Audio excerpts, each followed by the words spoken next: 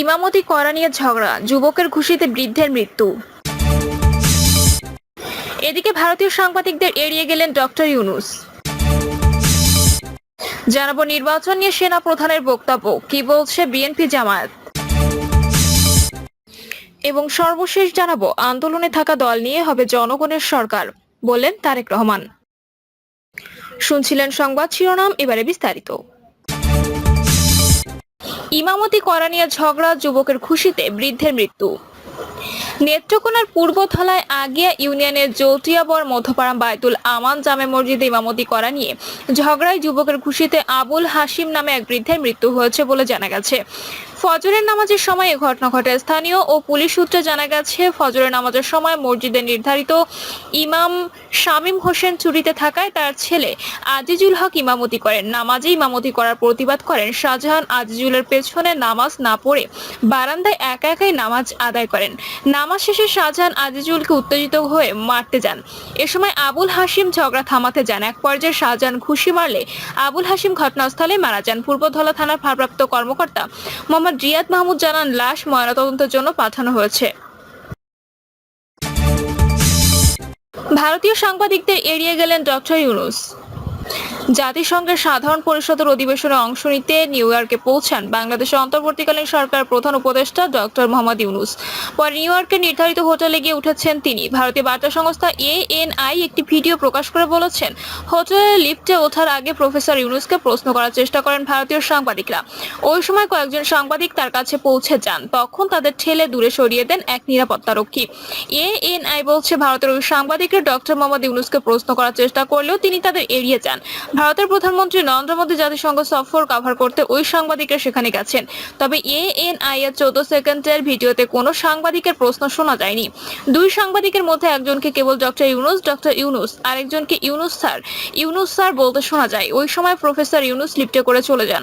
ভারতীয় এই বার্তা সংস্থা বলেছে, ডক্টর ইউনূস নিউ ইয়র্কে পৌঁছানোর পর সাবেক প্রধানমন্ত্রী শেখ হাসিনার সমর্থকরা সেখানে বিক্ষোভ করেছেন।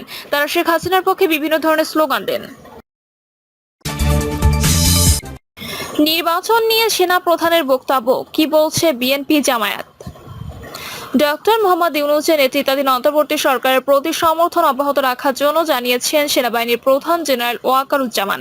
তিনি বলেছেন, দেশে চলমান সংস্কার সম্পন্ন করতে অন্তর্বর্তী সরকারের পাশে থাকবেন, তাতে যাই হোক না কেন। এছাড়া আগামী 18 মাসের মধ্যে যেন নির্বাচন অনুষ্ঠিত হতে পারে সে ব্যাপারেও তিনি সহযোগিতা করবেন বলে জানিয়েছেন। রয়টার্সকে দেওয়া এক সাক্ষাৎকারে সেনাবাহিনীর প্রধান এসব কথা বলেন। সেনাবাহিনীর হেডকোয়ার্টারে তার সাক্ষাৎকার গ্রহণ করা হয়, যা মঙ্গলবার প্রকাশ করে রয়টার্স। 1.5 বছরের নির্বাচন ও ক্ষমতার ভারসাম্য নিয়ে সেনা প্রধানের বক্তব্যের প্রেক্ষাপটে নিজস্ব অভিমত ব্যক্ত করছে বিএনপি ও জামায়াতে ইসলামী। বাংলাদেশের তীব্র গণ আন্দোলনের মুখে গত 5ই আগস্ট শেখ হাসিনা সরকারের বিদায়ের পর সেনাবাহিনীর সমর্থন নিয়ে সরকার গঠন করেন ইউনূস। তারপর থেকে অন্যতম প্রধান রাজনৈতিক দল বিএনপি দ্রুততর সময়ের মধ্যে নির্বাচন দাবি করে আসছে। তবে সরকারের দিক থেকে নির্বাচন কমিশন, বিচার বিভাগ, পুলিশ সহ 6টি বিষয় সংস্কারের জন্য কমিশন গঠন করা হয়েছে। এসব কমিশন 1 অক্টোবর থেকে কাজ শুরু করে পরবর্তী 3 মাসের মধ্যে রিপোর্ট দেওয়ার কথা। সেনাপ্রধান 18 মাসের মধ্যে নির্বাচনের বিষয়ে যে মন্তব্য করেছেন সে বিষয়ে বিএনপির মহাসচিব মির্জা ফখরুল ইসলাম আলমগীর বিবিসি বাংলাকে বলেছেন, তারা মনে করেন নির্বাচন যৌক্তিক সময়ের মধ্যে হওয়া উচিত। তিনি আরো বলেন, নির্বাচন যত দ্রুত হবে ততই জাতির জন্য মঙ্গল হবে। সংস্কার প্রক্রিয়া জনগণের অংশগ্রহণ জরুরি, সেজন্য নির্বাচনের দরকার। অন্যদিকে জামায়াতে ইসলামীর একটি সূত্র জানিয়েছে, সেনাপ্রধানের বক্তব্য দলের এক সভায় আজ পর্যালোচনা করা হবে। তবে দলটির মুখপাত্র মতিউর রহমান আকন্দ বলেছেন, সেনাপ্রধান সামগ্রিক প্রেক্ষাপটে তার বক্তব্য দিয়েছেন। নির্বাচন বিষয়ে আমাদের আমির দলের অবস্থান আগে তুলে ধরেছেন। তিনি জরুরি সংস্কারগুলো শেষ করে নির্বাচনের কথা বলেছেন। আপাতত এটুকুই এই বিষয়ে দলের বক্তব্য। রয়টার্সকে দেওয়া সাক্ষাৎকারে সেনাবাহিনীর প্রধান ওয়াকারুজ্জামান বলে, গণতান্ত্রিক প্রক্রিয়া উত্তরণ 1 থেকে 1.5 বছরের মধ্যে হওয়া উচিত। তবে তিনি ধৈর্য ধারণের উপরে জোর দেন। তিনি বলেন, আপনি যদি জিজ্ঞেস করেন তাহলে সেটা একটা টাইম ফ্রেম হওয়া উচিত, যার মধ্যে একটি গণতান্ত্রিক প্রক্রিয়ায় প্রবেশ করতে পারি। জামান জানান, প্রধান উপদেষ্টা সেনা প্রধান প্রতি সপ্তাহে সাক্ষাৎ করেছেন এবং তাদের মধ্যে অত্যন্ত ভালো সম্পর্ক বিদ্যমান। দেশকে স্থিতিশীল করতে সরকারের প্রচেষ্টায় সামরিক বাহিনী সমর্থন দিচ্ছে। তিনি বলেন, আমি নিশ্চিত আমরা একযোগে কাজ করলে ব্যর্থ হবার কোনো কারণ নেই। বাংলাদেশ সরকারি চাকরিতে কোটার বিরুদ্ধে জুলাই মাসে গড়ে ওঠা আন্দোলন সরকার বিরোধী আন্দোলনে রূপ নেওয়ার পর সহিংসতায় 1000-এর বেশি মানুষ মারা যায়। রাজধানী ঢাকা ছিল এই বিক্ষোভের কেন্দ্র। ঢাকার রাস্তায় এখন শান্তি ফিরে এসেছে। তবে শেখ হাসিনা প্রশাসনের নাটকীয় পতনের পর সিভিল সার্ভিসের একটি অংশ এখনো পুরোপুরি পুরোপুরি কার্যকর হয়ে ওঠেনি। 1,90,000 সদস্যের পুলিশ বাহিনী এখনো গুছিয়ে উঠতে পারেনি। সারা দেশে আইন শৃঙ্খলা রক্ষায় সেনাবাহিনী মোতায়েন করা হয়েছে। এই সেনা কর্মকর্তা বলেন, তার নেতৃত্বে সামরিক বাহিনী রাজনীতিতে হস্তক্ষেপ করবে না। তিনি বলেন, আমি এমন কিছু করব না যা আমার বাহিনীর জন্য ক্ষতিকর হয়। আমি পেশাদার সৈনিক, আমি আর্মিকে পেশাদার রাখতে চাই। তিনি জানান, ক্ষমতা থেকে হাসিনা সরকারের বিদায়ের পর সরকার যে সংস্কারের কথা বলছে তার আলোকে সেনাবাহিনীতেও কেউ কোনো অনিয়ম করেছে কিনা তা খতিয়ে দেখা হচ্ছে এবং এর মধ্যে কয়েকজনকে শাস্তি দেওয়া হয়েছে। তবে এ সম্পর্কে বিস্তারিত আর কিছু বলেননি তিনি। কর্মরত কেউ যদি দোষী প্রমাণিত হন তাহলে অবশ্যই আমি ব্যবস্থা নেব বলেন তিনি, এবং একই সঙ্গে যোগ করেন যে কিছু সামরিক কর্মকর্তা সাবেক প্রধানমন্ত্রী বা স্বরাষ্ট্রমন্ত্রীর নিয়ন্ত্রণাধীন সংস্থায় কাজ করার উপর কর্মপরিধির বাইরে গিয়ে কিছু করে থাকতে পারেন। অন্তর্বর্তী সরকার হাইকোর্ট বিভাগের সাবেক একজন বিচারপতির নেতৃত্বে 5 সদস্যের একটি কমিশন গঠন করেছে। তারা 2009 সালে নিরাপত্তা সংস্থাগুলোর দ্বারা 600 ব্যক্তিকে গুমের ঘটনা তদন্ত করবেন। তবে জামান দীর্ঘমেয়াদে সামরিক বাহিনীকে রাজনৈতিক কাঠামো থেকে দূরে রাখতে চান। বাংলাদেশ আর্মির সদস্য সংখ্যা 1,30,000-এর বেশি এবং জাতিসংঘ শান্তিরক্ষা কার্যক্রমে তাদের অংশগ্রহণ অনেক বড়। তিনি বলেন, এটা হতে পারে যদি রাষ্ট্রপতি ও প্রধানমন্ত্রীর ক্ষমতার মধ্যে ভারসাম্য থাকে, যেখানে সশস্ত্র বাহিনী সরাসরি রাষ্ট্রপতির অধীনে দেওয়া হয়। বাংলাদেশ সশস্ত্র বাহিনী এখন প্রতিরক্ষা মন্ত্রণালয়ের অধীনে, যা মূলত প্রধানমন্ত্রী নিয়ন্ত্রণ করেন। জামান বলছেন, অন্তর্বর্তী সরকারের অধীনে সংবিধান সংস্কার প্রক্রিয়ায় এ বিষয়টি দেখা যেতে পারে। তিনি বলেন, প্রতিষ্ঠান হিসেবে সামরিক বাহিনী কখনোই রাজনৈতিক স্বার্থে ব্যবহার করা উচিত নয়। সৈনিকের কখনো রাজনীতিতে জড়ানো উচিত না। আন্দোলনে থাকা দল নিয়ে হবে জনগণের সরকার, বললেন তারেক রহমান। বিএনপির ভারপ্রাপ্ত চেয়ারম্যান তারেক রহমান বলেছেন, স্বৈরাচার বিরোধী আন্দোলনে অংশ নেওয়া সব দলকে নিয়ে জনগণের সরকার প্রতিষ্ঠিত করা হবে। এই সরকার হবে সাধারণ মানুষের রাজনৈতিক ও অর্থনৈতিক মুক্তির সরকার।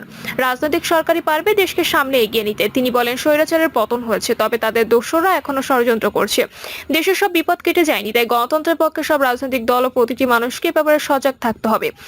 কিশোরগঞ্জের পুরনো স্টেডিয়াম জেলা বিএনপি আয়োজিত গণসমাবেশে ভার্চুয়ালি যুক্ত হয়ে প্রধান অতিথির বক্তব্যে তিনি এসব কথা বলেন। তারেক রহমান বলেন, বহু মানুষের আত্মত্যাগের বিনিময়ে যে অন্তর্বর্তী সরকার প্রতিষ্ঠিত হয়েছে, এই সরকারকে ব্যর্থ করতে দেওয়া যাবে না। আমরা অন্তর্বর্তী সরকারকে সহযোগিতা করব। এর আগে সমাবেশে ছাত্র জনতার গণতান্ত্রিক আন্দোলনে গুম, খুন, হামলায় আহত, ক্ষতিগ্রস্ত তাদের পরিবারের সদস্যরা নির্যাতনের বর্ণনা তুলে ধরেন। বিকেল 3টায় কর্মসূচি শুরু হওয়ার কথা থাকলেও দুপুর 12টার আগে থেকেই মিছিল নিয়ে সমাবেশের স্থলে আসতে থাকেন দলটির নেতাকর্মীরা। এ সময় স্লোগানে মুখর হয়ে ওঠে কিশোরগঞ্জের পুরনো স্টেডিয়াম। জনগণের ভোটে ক্ষমতায় গেলে দেশের প্রতিটি পরিবারকে ফ্যামিলি কার্ড দেওয়ার প্রতিশ্রুতির কথা জানিয়ে তারেক রহমান বলেন, নিত্য প্রয়োজনীয় খাদ্য সামগ্রীর একটি অংশ এই কার্ডের মাধ্যমে বিনামূল্যে বিতরণ করা হবে। তিনি বলেন, পতিত স্বৈরাচার সরকারের লোকজন দেশের জনগণের টাকা লুটপাট করে বিদেশে বাড়ি করেছে, পাচার করেছে হাজার হাজার কোটি টাকা। কিন্তু দেশনেত্রী খালেদা জিয়া বলেছিলেন, বিদেশ আমার কোনো বাড়ি নেই। আমিও দ্ব্যর্থহীন কণ্ঠে বলতে চাই, আমারও বিদেশে কোনো বাড়ি নেই, বাংলাদেশে আমার বাড়ি। কিশোরগঞ্জের সম্ভাবনাময় দিক তুলে ধরে তারেক রহমান বলেন, এখানকার হাওরে বিভিন্ন জাতের মাছ পাওয়া যায়। দেশের মিঠা পানির মাছের চাহিদা মেটায় হাওর এলাকা। বিদেশে এই মাছ কেন আমরা রপ্তানি করতে পারবো না? গার্মেন্ট শিল্পের মাধ্যমে যেমন বিশ্বে বাংলাদেশ পরিচিত, ঠিক একইভাবে মাছ রপ্তানিতেও আমরা বাংলাদেশকে পরিচিত করতে পারবো বিশ্বের দরবারে। তিনি বলেন, এই কাজগুলো করতে পারবে জনগণের ভোটে নির্বাচিত সরকার, কারণ জনগণের সরকারের বাধ্যবাধকতার জবাবদিহি থাকবে। প্রিয় দর্শক, এই ছিল এখনকার সর্বশেষ সংবাদ। আপডেট সব সংবাদ পেতে চ্যানেলটি সাবস্ক্রাইব করে বেল আইকনটি ক্লিক করে রাখুন।